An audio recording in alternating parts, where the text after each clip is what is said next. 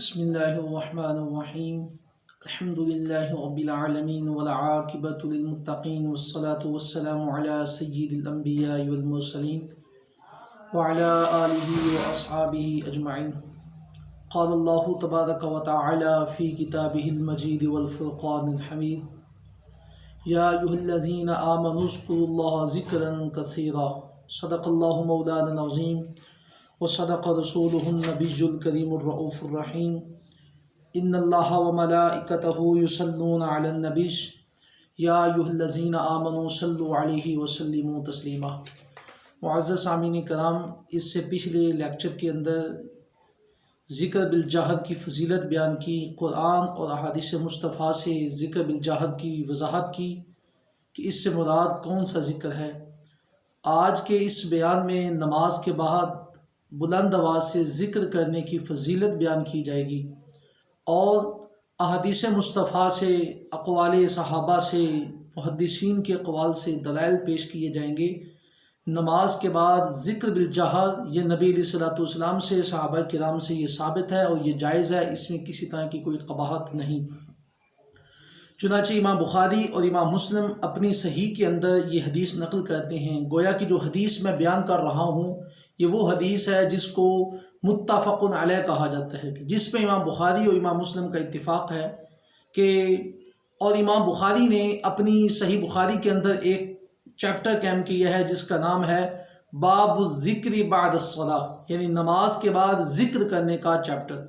تو اس میں امام بخاری نے یہ چیز ثابت کی ہے کہ نماز کے بعد ذکر کرنا یہ مستحب ہے اور یہ مسنون بھی ہے. اور حضرت عبداللہ ابن عباس رضی اللہ تعالی عنہما سے ایک مروی حدیث کو انہوں نے یہاں پہ ذکر کیا کہ نبی علیہ الصلوۃ والسلام کی حیات طیبہ میں نماز کے بعد بآواز بلند ذکر کرنا یہ معروف تھا، یعنی بلند آواز سے ذکر کیا جاتا تھا. اور حضرت عبداللہ ابن عباس رضی اللہ تعالی عنہما یہ بیان فرماتے ہیں کہ میں جب چھوٹا تھا، بچپن میں اپنے گھر میں تھا تو مسجد میں ذکر کی آواز آتی تھی، میں سنتا تھا، اپنے گھر میں تھا تو میں یہ جان لیتا کہ نبی علیہ الصلوۃ والسلام نماز سے فارغ ہو گئے ہیں. سبحان اللہ. معلوم یہ ہوا کہ عہد نبوی میں مسجد کے اندر نماز کے بعد بلند آواز سے ذکر کیا جاتا تھا. بن عشق محمد کے جو پڑھتے ہیں بخاری، آتا ہے بخار ان کو آتی نہیں بخاری. اگر حضور کی محبت دل میں ہو جائے تو یہ جھگڑا ہی ختم ہو جائے کہ نماز کے بعد بلند آواز سے ذکر کرنا ہے یا نہیں کرنا. اگر آپ صحیح بخاری پڑھیں تو آپ کو معلوم ہو کہ عہد نبوی میں بلند آواز سے ذکر کیا جاتا تھا. بلند آواز سے ذکر کا فائدہ یہ ہے کہ شیطان بھاگ جاتا ہے. جس جگہ رب کا ذکر ہوتا ہے وہاں سے شیطان نکلتا ہے.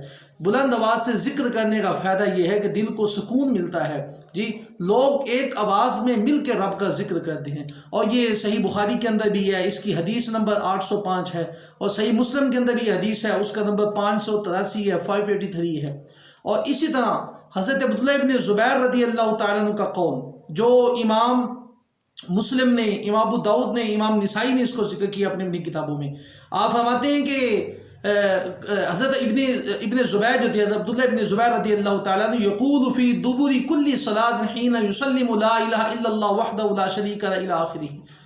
حضرت عبداللہ ابن عباس رضی اللہ تعالیٰ عنہ جب نماز پڑھتے تو ہر نماز کے بعد وہ یہ کلمہ شریف پڑھتے، لا الہ الا اللہ وحدہ لا شریک لہ لہ الملک ولہ الحمد وہو علی کل شیء قدیر لا حول ولا قوۃ الا باللہ. یہ جو کلمہ تھا، یہ جملے تھے، یہ امام مسلم نے، امام ابو داؤد نے، امام نسائی نے اس کو ذکر کیا اپنی حدیث کی کتابوں میں.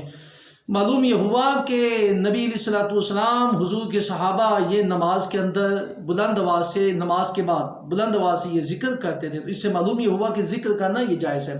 اسی طرح امام شافعی رحمہ اللہ المسند کے اندر یہ ذکر کرتے ہیں کہ نبی علیہ الصلوۃ والسلام جب اپنی نماز سے فارغ ہوتے تو وہ کہتے، لا الہ الا اللہ وحدہ لا شریک لہ لہ الملک وہو علی کل شیء قدیر لہ الملک ولہ الحمد وہو علی کل شیء قدیر. جو ابھی جملہ حضرت عبداللہ ابن زبیر کہتے تھے وہی نبی علیہ الصلوۃ والسلام بھی فرماتے.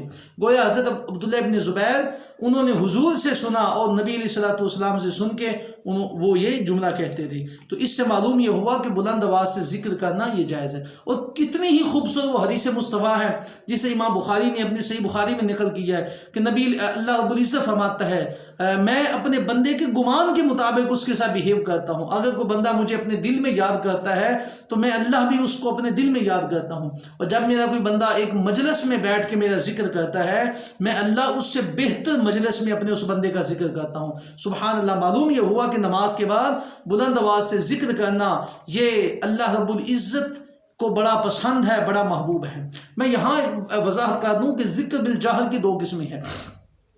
علماء نے کہا ایک ذکر بالجہر متوسط ہے، وہ ذکر بالجہر کے جو میانہ انداز میں ہو، اور ایک مفرط ہے وہ ذکر بالجہر کے جو بہت اونچی آواز کے ساتھ وہ گلا پھاڑ کے ہو. تو علماء کہتے ہیں کہ سب کا اتفاق ہے کہ مسجد میں جو ذکر کیا جائے وہ ذکر بالجہر متوسط ہو، نہ کہ بہت اونچی آواز سے کہ کوئی نماز پڑھنے والے کو اس کی نماز میں خلل ہو، بیماری میں خلل ہو. یہ جو نمازی کی نماز میں خلل ہوتا ہے نا، یہ ذکر بالجہر مفرط جو جس میں افراط ہے، بہت زیادہ ہے، وہ ذکر ہے. متوسط اس میں مراد نہیں ہے. تو ہمیں درمیانی انداز سے ذکر کرنا، اور اس میں کوئی اقبال نہیں ہے. درمیانی آواز سے آپ ذکر کریں نماز کے بعد، نہ نمازی کی نماز میں خلل ہوتا ہے، نہ بیمار کی بیماری میں اضافہ ہوتا ہے، نہ تلاوت قرآن کرنے والوں کی تلاوت میں مسئلہ ہوتا ہے. میانہ انداز میں آپ درمیانہ سے انداز میں پڑھیں کہ آپ کو آرام سے سنائی دے، نہ کہ آپ بہت اونچی آواز سے یہ کریں. تو اس سے معلوم یہ ہوا کہ ذکر بالجہر کرنا جائز ہے. یہ میرے سامنے یہ کتاب ہے زاد الامین لاہل یقین، مفتی امین مستالوی علیہ رحمہ، مستار شریف، اسلام آباد. آپ نے یہ کتاب 1901 میں آپ کا وصال ہوا، اس سے یقیناً پہلے آپ نے یہ کتاب لکھی. اور اس کتاب کے اندر اس کے پیج نمبر 52 میں یہ فارسی زبان میں کتاب ہے، اور الحمدللہ میں نے اس کا اردو میں ترجمہ کیا ہے. یہاں پہ انہوں نے ایک سوال کیا ہے کہ کچھ لوگ ذکر بالجہر سے منع کرتے ہیں. تو آپ فرماتے ہیں کہ یہ جو منع کرتے ہیں کہ اللہ نے قرآن کے اندر ارشاد فرمایا وَاذْكُرْ رَبَّكَ فِي نَفْسِكَ، کہ اپنے دل میں رب کو یاد کرو. تو یہ جو آیت ہے نا، اس سے مراد اس سے یہ خاص ہے نبی علیہ الصلوۃ والسلام کے ساتھ. حضور کو کہا گیا کہ آپ اپنے دل میں اللہ کا ذکر کریں. یہ پہلا جواب ہی ہے. اور دوسرا اس سے مراد یہ ہے کہ یہ ذکر کرنا یہ جو آیت ہے یہ وجوب کے لیے نہیں ہے، نہ ہی یہ فرض ہے، بلکہ نبی علیہ الصلوۃ والسلام کے ساتھ خاص ہے کہ آپ آہستہ آواز سے کریں اور دل میں کریں. اس سے یہ مراد ہے. اور تیسرے نمبر پہ اس آیت کا جو محمول ہے وہ سامع قرآن ہے، جو قرآن پڑھ رہا ہے اس کے پاس آہستہ آواز سے ذکر کیا جائے. اور چوتھی اس آیت کا جواب یہ ہے کہ اس سے مراد مفرط غیر مفرط ہے، جو بلند آواز کے ساتھ نہیں ہوتا بلکہ جو آہستہ آواز سے ہوتا ہے.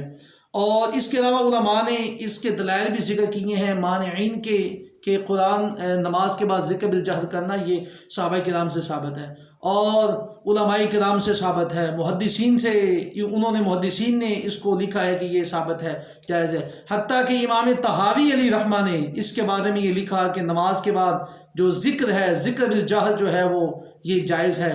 یہ امام طحاوی نے اپنی کتاب کے اندر لکھا براق الفلاح میں، صفحہ نمبر 174 کے اندر. تو معلوم یہ ہوا کہ نماز کے بعد بلند آواز سے ذکر کرنا جائز ہے. اللہ تعالیٰ سے دعا ہے کہ اللہ تعالیٰ ہم سب کو ذکر بالجہر کی توفیق عطا فرمائے. اور جو ذکر بالخفی کہتے ہیں وہ بھی صحیح ہے، وہ غلط نہیں ہے. ذکر بالجہر بھی ٹھیک ہے، ذکر بالخفی بھی ٹھیک ہے، اور جو کرنا چاہے وہ کرے، لیکن تنقید نہ کی جائے کہ تو غلط کرتا ہے. خفی کرنے والے بھی ٹھیک ہیں، جہر پڑھنے والے بھی ٹھیک ہیں، لیکن جہر والے زیادہ بلند آواز سے نہ ہو. وآخر دعوانا الحمدللہ رب العالمین.